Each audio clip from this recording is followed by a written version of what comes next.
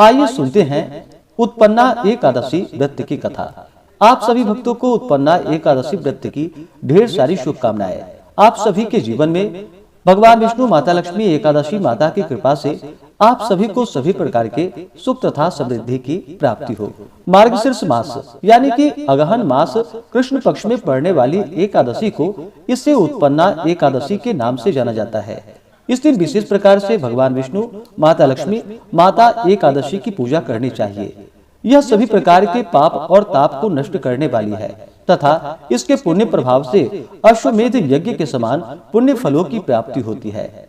एकादशी की शुरुआत जो कि इसी एकादशी से मानी गई है और माता एकादशी जो कि इसी एकादशी को उत्पन्न हुई थी, इस कारण से उत्पन्ना एकादशी के नाम से इस दिन को जाना जाता है। तो आइए सुनते हैं उत्पन्ना एकादशी व्रत की कथा। अगर आप एकादशी व्रत के उपलक्ष्य में ब्राह्मण दक्षिणा, अन्नदान, वस्त्रदान आदि के लिए देना चाहते हो तो आप अपने श्रद्धा और सामर्थ्य के अनुसार हमें डिस्क्रिप्शन में जाकर के वहां से गूगल पे, फोन पे या अकाउंट नंबर के माध्यम से आप अपने श्रद्धा और सामर्थ्य के अनुसार हमें ब्राह्मण दक्षिणा प्रदान कर सकते हैं। तो आइए सुनते हैं उत्पन्ना एकादशी व्रत की कथा। तो बोलिए प्रेम से भगवान विष्णु की जय, माता लक्ष्मी की जय, एकादशी माता की जय, सर्वदेवी देवता की जय। कथा के अनुसार एक बार शौनकादि 88,000 ऋषियों ने श्री सूत जी से पूछा कि हे महाराज, हे भगवान, आप कृपा करके हम लोगों को एकादशी व्रत का महात्म्य सुनाइए। श्री सूत जी ने कहा कि हे ब्राह्मणों, इस व्रत के महात्म्य को भगवान श्री कृष्ण ने महाराज युधिष्ठिर से कहा था, वही आज हम तुम लोगों को सुना रहे हैं। एक बार महाराज युधिष्ठिर ने भगवान श्री कृष्ण से पूछा कि हे प्रभु, एकादशी व्रत करने की क्या विधि है और उसे किस प्रकार करना चाहिए, उसका क्या फल है, कृपा कर वह आप मुझसे कहिए। पांडु नंदन के ऐसे प्रश्न को सुनकर भगवान श्री कृष्ण बोले कि हे राजन, एकादशी व्रत हेमंत ऋतु में मार्गशीर्ष कृष्ण एकादशी से प्रारंभ करनी चाहिए। इसे उत्पन्ना एकादशी कहा जाता है। इस व्रत में दशमी के दिन सूर्यास्त के बाद दंत धावन यानी कि दातून करके इसके बाद फिर कुछ भोजन न करे। दूसरे दिन प्रातः काल नदी, तालाब या कुएं पर स्नान कर शुद्ध हृदय से संकल्प करे। सर्वप्रथम मृतिका स्नान करे अर्थात मिट्टी का चंदन इन मंत्रों के द्वारा लगावे। अश्वक्रांते, रथक्रांते, विष्णुक्रांते वसुंधरे, उदा धृतासी वराहेण, कृष्णेन शतबाहुना, मृतिके हर मे पापम, यन्मया पूर्व संचितम, त्वया हतेन पापेन गच्छामि परमाम गतिम। तत्पश्चात स्नान कर व्रती पुरुष संकल्प करे और चोरी, पाखंडी, मिथ्यावादी, अपवादी, वेद द्विज निंदक, अगम्यगामी, दुराचारी, पराया धन हरने एवं देव द्रव्य चुराने वाले पुरुषों का ना तो दर्शन करे ना उससे संभाषण करे, और कदाचित ऐसा अवसर आ भी जाए तो उपरोक्त वर्णित दुष्टों का दर्शन या संभाषण करना ही पड़े तो इस पाप के नाश के लिए सूर्य का दर्शन करे। स्नान करने के पश्चात धूप, दीप एवं नैवेद्य अर्पण कर भगवान का पूजन करे। इन कार्यों के करने में भक्ति दृढ़ एवं अविचल होनी चाहिए। रात में निद्रा एवं मैथुन का त्याग करे और नृत्य, गीत आदि कर रात्रि में जागरण करे। श्रद्धा भक्ति से परिपूर्ण हो ब्राह्मणों को दान और दक्षिणा दे और उनको प्रणाम कर अपनी भूलों के लिए क्षमा याचना करे। धार्मिक सज्जनों के लिए शुक्ल पक्ष एवं कृष्ण पक्ष की दोनों ही एकादशियां समान एवं पुण्यप्रद है। अस्तु जो भक्तजन नियम अनुसार दोनों एकादशियों का व्रत करते हैं उनको जो पुण्य फल मिलता है, शुद्ध तीर्थ में स्नान कर भगवान का दर्शन करने का पुण्य फल उसके 16वें अंश के समान भी नहीं होता। व्यतिपात योग में, संक्रांति में, सूर्य एवं चंद्र ग्रहण के समय में कुरुक्षेत्र में स्नान करने का जो फल होता है वह सब एकादशी के व्रत करने वालों को अनायास ही प्राप्त हो जाता है, अथवा अश्वमेध यज्ञ करने से 100 गुना अधिक पुण्य फल प्राप्त होता है। 1000 तपस्वियों को 7000 वर्ष भोजन कराने का धर्म पुण्य प्राप्त होता है। वेद, वेदांग तथा पुराण एवं सहस्त्र गोदान का जो फल प्राप्त होता है 10 ब्राह्मणों के भोजन कराने के पुण्य फल से 10 गुना अधिक पुण्य फल एक ब्रह्मचारी को भोजन कराने में होता है और 1000 गुना अधिक कन्या एवं भूदान देने से होता है और इससे 10 गुना अधिक पुण्य फल भूखे को खिलाने से होता है। अन्नदान करना अत्यंत ही महान एवं अनुपम पुण्य है। इसके प्रभाव से देव और पितर गण दोनों ही संतुष्ट हो जाते हैं और इसका संपूर्ण महात्म्य देवताओं को भी दुर्लभ है। नित्य व्रत करने का आधा फल एक मूल व्रत में होता है। तीर्थ करना तभी तक महत्व का है, दान एवं नियम तभी तक पुण्यप्रद है जब तक कि एकादशी का व्रत न किया गया हो। शंख द्वारा जल पीना वर्जित है, मछली एवं मांस खाना भी वर्जित है। 1000 यज्ञ भी एकादशी की बराबरी नहीं कर सकते। फिर अर्जुन ने पूछा कि हे जनार्दन, आप इस व्रत को इतना सम्मान देते हैं और इसके फल को इतना महान बतलाते हैं, ऐसा क्यों? इसका क्या कारण है? अर्जुन का ऐसा प्रश्न सुनकर भगवान श्री कृष्ण कहने लगे कि हे पांडुनंदन, सतयुग में एक मूर नामक महान बलवान दैत्य हुआ। उसने समस्त देवताओं को मारकर देवलोक से भगा दिया। देवराज इंद्र मूढ़ के डर से इधर उधर मारे फिरने लगे। अंत में महान दुख से पीड़ित हो सब देवताओं को साथ लेकर भगवान शंकर के यहाँ कैलाश पर्वत पर जाकर उनकी अनेकों प्रकार से विनय कर अपनी दुख गाथा उन्हें सुनाई और कहा कि हे प्रभु, अब कृपा कर ऐसा कोई उपाय बतलाइए जिससे देवताओं सहित मैं इस महान विपत्ति से मुक्त हो पाऊं। देवराज इंद्र की ऐसी बातें सुनकर भगवान शंकर ने कहा कि हे देवराज, आपको भगवान विष्णु की शरण में जाना चाहिए, क्योंकि वही सबके संकटों को हरने वाले हैं। भूतपति भगवान शंकर की ऐसी वाणी को सुनकर देवराज इंद्र देवताओं सहित भगवान विष्णु के लोक को चले गए। वहां जाकर क्या देखते हैं कि भगवान विष्णु शंख, चक्र, गदा, पद्म धारण किए हुए शेष शैया पर शयन कर रहे हैं और लक्ष्मी जी उनके चरणों की सेवा कर रही है। ऐसा भगवान वासुदेव को अवलोकन कर इंद्र महान आनंदित हुए और देवताओं सहित नतमस्तक हो स्तुति करने लगे कि हे देवादिदेव, आपको नमस्कार है। हे दैत्य विनाशक मधुसूदन पुंडरीकाक्ष, हम लोगों पर दया कीजिए। हे प्रभु, दैत्यों के भय से भयभीत हो ये समस्त देवता मेरे साथ आपकी शरण में आए हैं, उनकी रक्षा कीजिए, इन्हें अभय कीजिए, क्योंकि आप ही जगदाधार जगत को उत्पन्न करने वाले हैं, पालने वाले एवं संहार करने वाले हैं तथा गौ, द्विज और वेदों के हितकारी हैं। हे प्रभु, क्षितिजल, पावक, गगन और शमीर सब आप ही हैं, क्योंकि आप ही संसार के रचयिता हैं। कहने का तात्पर्य यह है कि समस्त विश्व सर्वव्यापक निर्गुण एवं सगुण आप ही हैं। आपकी इच्छा के बिना एक पत्ता भी हिल नहीं सकता। भगवान, आप घट घट व्यापी, अनादि अगम्य एवं अतुलित बलशाली हैं। आप अशरण शरण दीन हितकारी हैं। आप अनाथों के नाथ सदैव अपने भक्तों के साथ हैं। हे भगवान, अब आपके बिना हमें त्राण देने वाला और कोई नहीं है। त्राहि माम, त्राहि माम, त्राहि माम, रक्षा करो। हे प्रभु, रक्षा करो। हम लोग आश्रयहीन कटी हुई गुड्डी के समान इधर उधर मारे फिरते हैं, अस्तु हमें अभय दान दीजिए।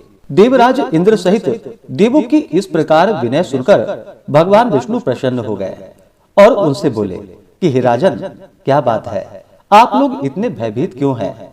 आप लोगों को किसने सताया है? आप समस्त वृतांत मुझसे कहिए और भय को त्याग कर निर्भय हो जाइए। भगवान विष्णु को सदैव देखकर देवराज इंद्र इस प्रकार कहने लगे कि हे भगवान, पूर्व काल में ब्रह्म वंशोत्पन्न एक नारी जंग नामक महाबलशाली दैत्य था और सभी देवताओं को महान कष्ट देता था। उसी का पुत्र अब जिसका नाम की मूर है और जिसकी राजधानी चंद्रावती है, अपने पिता से भी महाबलवान है। अपने अनुपम बल और अलौकिक तेज के कारण संपूर्ण विश्व पर विजय कर देवताओं को देवलोक से निकाल दिया है और सभी देवताओं का स्थान स्वयं ही ग्रहण कर लिया है। हे भगवान, इंद्र, वरुण, यम, कुबेर सब कुछ वही है और आज व्योम पर प्रखर मारतंड के समान त्रिलोकी को तपा रहा है। अस्तु, अब आप हम सब देवताओं पर परम अनुग्रह करके उस दुर्दमनीय दैत्य का संहार कीजिए और हम शरण में आए हुए देवताओं की रक्षा कीजिए। भगवान विष्णु ने इंद्र के मुख से उसका अत्याचार सुनकर क्रुद्ध हुए और रोष पूर्वक इंद्र से बोले कि देवराज घबराओ नहीं, शीघ्र ही मैं उस दुष्ट का संहार करूंगा। अतएव अब तुम सब लोग एकत्रित हो चंद्रावती नगरी पर आक्रमण कर दो और सदा मुझको अपने समीप समझकर रंच मात्र भी भय न करो। भगवान की ऐसी आज्ञा पाकर देवराज इंद्र ने देवताओं को साथ लेकर चंद्रावती नगरी को आकर घेरा। समाचार पाकर दैत्यराज मूर भी अपनी सेना ले उनसे युद्ध करने लगा। देखते ही देखते महाभयंकर युद्ध होने लगा और देवता लोग उसके विकट मार को सहन नहीं कर सके और सब भागे। दैत्यों ने भागते हुए देवताओं को मारने की इच्छा करके उनका पीछा करना चाहा, परंतु उसी समय भगवान विष्णु शंख चक्र गदा एवं पद्म धारण किए हुए वहां आते दिखाई पड़े। उनको देखते ही सबके सब उन्हीं के ऊपर टूट पड़े। भगवान विष्णु ने भी अपने दिव्य अस्त्रों द्वारा राक्षसों का संहार करना आरंभ कर दिया। यद्यपि भगवान विष्णु के दिव्यास्त्रों द्वारा दैत्यों का अनवरत संहार होने लगा, तथापि दैत्यराज मूर निश्चल और वीरता पूर्वक संग्राम भूमि में युद्ध करता रहा। भगवान विष्णु के दिव्य एवं तेजवान अस्त्र भी दैत्यराज के शरीर पर लग कर व्यर्थ होने लगे। अपने अस्त्रों को असफल होता हुआ देखकर भगवान विष्णु को अत्यंत क्रोध हुआ और उन्होंने अस्त्र शस्त्रों को एक ओर फेंककर उससे लिपट गए और मल्ल युद्ध करने लगे।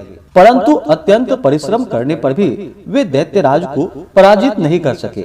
जब भगवान बहुत थक गए तब बद्रिकाश्रम की ओर चले गए और वहां जाकर बहुत ही जीर्ण हो गए। तब एक गुफा देख उसमें प्रवेश कर गए। उस गुफा का नाम हेमवंती था।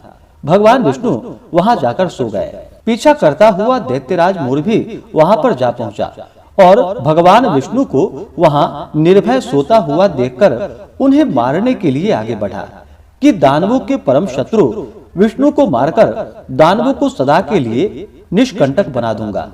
उसी समय भगवान विष्णु के शरीर से दिव्यास्त्रों को धारण की हुई एक स्त्री उत्पन्न हुई और आगे बढ़कर दैत्यराज से युद्ध करने लगी। दानवराज उस स्त्री का अस्त्र संचालन देखकर चकित हुआ और सोचने लगा कि रुद्र के समान पराक्रम वाली यह उग्र रूप धारिणी स्त्री को किसने उत्पन्न किया है, जिसके बाण इंद्र के वज्र से भी भीषण और संहारक है। मुहूर्त मात्र में ही उस कन्या ने दानवों की विकराल सेना को नष्ट कर डाला। तब दानवराज ने अत्यंत वेग पूर्वक आक्रमण किया, परंतु उसने दानवराज के समस्त अस्त्र शस्त्र को बेकार कर उसे एकदम विरत कर दिया। तब वह अत्यंत क्रोध कर मल्ल युद्ध करने के लिए उसकी ओर बढ़ा, परंतु यह भी न हो सका, क्योंकि उस कन्या ने एक ही घूंसे में उसको पृथ्वी पर गिरा दिया। वह पुनः आगे बढ़ने के लिए उठा। यह देख उसने दानवराज का मस्तक काट लिया और फिर धड़ वहीं पृथ्वी पर गिरकर छटपटाने लगा। साथ ही साथ दैत्यगण पाताल लोक में भाग गए। उस समय भगवान विष्णु की निद्रा भंग हुई और वह उठकर बैठ गए। तब वह कन्या हाथ जोड़कर कहने लगी कि भगवान, अब मुझे क्या आज्ञा है। उनके ऐसे वचन को सुनकर विष्णु जी अत्यंत प्रसन्न हुए और बोले कि हे देवी, तुम कौन हो? इस दुष्ट राक्षस को मारकर मुझे किसने त्राण दिया है? भगवान विष्णु के ऐसे वचन को सुनकर उस कन्या ने कहा कि हे प्रभु, यह क्षुद्र कार्य आपके अंश से उत्पन्न मैंने ही किया है। हे शत्रु दमनकारिणी, मैं आपकी ही शक्ति हूँ। उसके ऐसे वचन को सुनकर भगवान विष्णु बोले कि हे निष्पापे, इस दैत्य के मारने से मैं तुम पर अत्यंत प्रसन्न हूँ, क्योंकि तुमने समस्त देवताओं को अभय कर दिया है। अतः अब तुम मनोवांछित वरदान को मांगो। भगवान के ऐसे वचन को सुनकर वह कन्या बोली कि हे भगवान, यदि आप सचमुच ही मुझ पर प्रसन्न हैं और वर देना ही चाहते हैं, तो कृपा कर यही वर दीजिए कि आज का दिन मेरे ही नाम से प्रसिद्ध हो और आज के दिन व्रत करने वालों को मैं समस्त पापों से मुक्त कर सकूं और उपवास का आधा पुण्य एक बार भोजन करने एवं रात्रि भोजन में भी प्राप्त हो और अपनी इंद्रियों को दमन कर मेरे दीन संपूर्ण व्रत करने वालों को विष्णु लोक प्राप्त हो। तब भगवान विष्णु ने कहा कि एवमस्तु, अर्थात ऐसा ही होगा। तुम एकादशी तिथि को उत्पन्न हुई हो, अतएव तुम्हारा नाम भी एकादशी ही होगा और एकादशी का व्रत करने वालों को सारे पापों को मैं नष्ट कर उन्हें परम पद दूंगा, क्योंकि तृतीया, अष्टमी, चतुर्दशी और एकादशी तिथियां मुझे अत्यंत प्रिय है। इस प्रकार वरदान में भगवान वहां से अंतर ध्यान हो गए और एकादशी मनोवांछित वर को पाकर अत्यंत ही प्रसन्न हुई। हे पांडुनंदन, एकादशी व्रत करने वालों से मैं अत्यंत ही प्रसन्न रहता हूँ। उसके शत्रुओं का सदैव ही संहार करता हूँ और उसे उत्तम पद भी देता हूँ। एकादशी की उत्पत्ति का वृतांत मैंने तुमको सुना दिया।